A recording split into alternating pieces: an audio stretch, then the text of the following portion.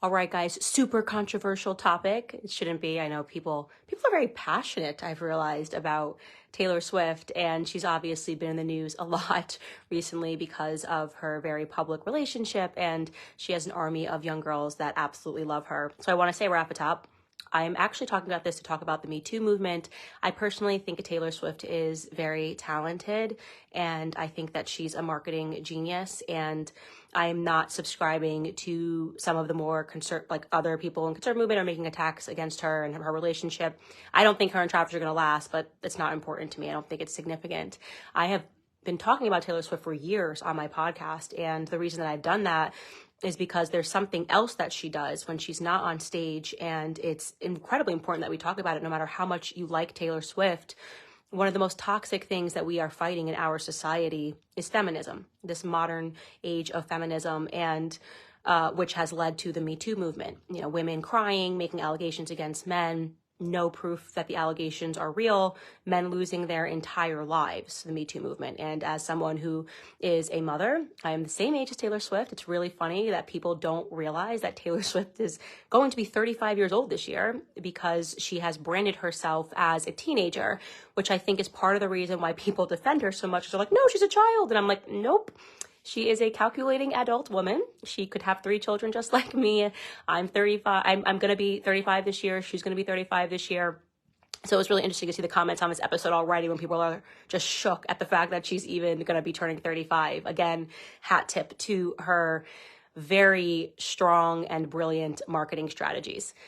Anyways, why am I talking about the Me Too movement? Taylor Swift has twice in her career verifiably lied on men publicly, and those men received death threats. Those men made public pleas with her to please stop and to tell the truth, and basically said that it's a known thing in the industry that Taylor Swift will manipulate her fan base and come attack you. And they said, you know, let's talk about this. I don't know what you're talking about.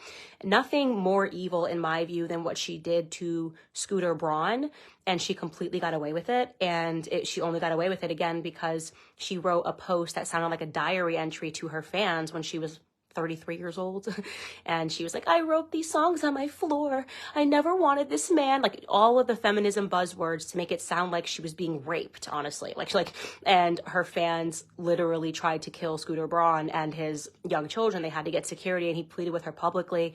And it was absurd. She made it seem like she didn't know that her catalog of music was going to be sold to Scooter Braun. And she failed to tell her fans that her dad, Scott Swift, owned part of the company that was selling it. There was only 5 owners of the company, one of which was her father.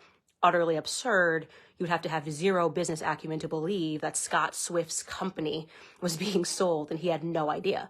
He had a very clear idea, but Taylor Swift wanted to renegotiate the contract and used her fan base to do it because she didn't like Scooter Braun for reasons that pertained to her feelings about Kanye West, and her also being exposed lying on Kanye West. Now, it doesn't matter how you feel about Kanye. They released the tapes, and it's really important for people to read it because it was one of the most manipulative things that I've ever seen anybody do. What that is, like I said, irrespective of how you feel about her music, I think her music is harmless. I think that her brand of innocence, even though she's not actually innocent, is actually a good thing for culture. And I hope that she gets married and she has tons of children. As a conservative, I want to see that happen. But I won't let go of this Me Too thing. I won't let go of men having their lives destroyed because women make allegations. I won't let go of the fact that what she has done, and this is why people were shocked to see and learn that Black America doesn't like Taylor Swift. The comments under a video that I did where they were all like, no, they call it white girl feminism, is the reason that historically people got lynched.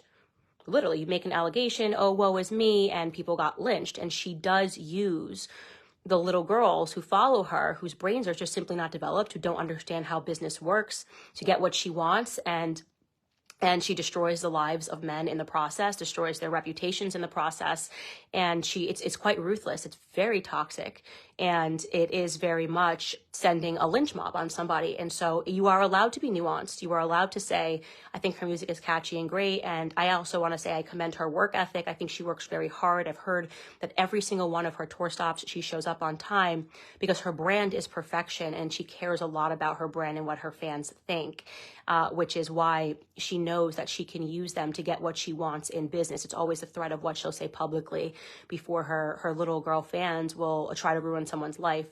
And so I wanted to talk about that today because I have always been the strongest voice against the Me Too movement. We need men in our society. We need to stand up for men in our society. I believe we live in a matriarchy. I believe that women have forgotten because of careful propaganda that is in the school system and culturally being represented to them, that we are not separate from men. We birth them, we marry them. These are our brothers, our husbands, our fathers, our sons. And I will not allow people to do these sorts of things to men, irrespective of whether these men are wholly good and wholly bad, and they are not, right? We know Scooter Braun is probably not a perfect person, and we know for a fact Kanye West is not a perfect person, but they too do not deserve to be lied on. And so I'm showing you guys, because a lot of people missed it. They said, I didn't even know this happened. And my gosh, it's like another side of her. Yeah, it's the real Taylor Swift, behind the scenes. She's not a 16-year-old innocent girl.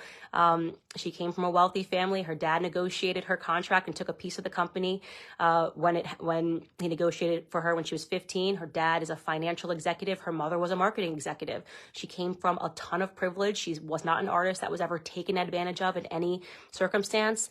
And yeah, I'm glad that the people so far in the comments are saying nice stuff and are like, wow, I really didn't know this. And again, I want to say you are afforded nuance, but I can't personally be a fan of her because I have 2 sons now. And so that's my opinion and I'm sticking to it. And you are more than welcome to not agree. All right, guys, love ya. I'll see you tomorrow.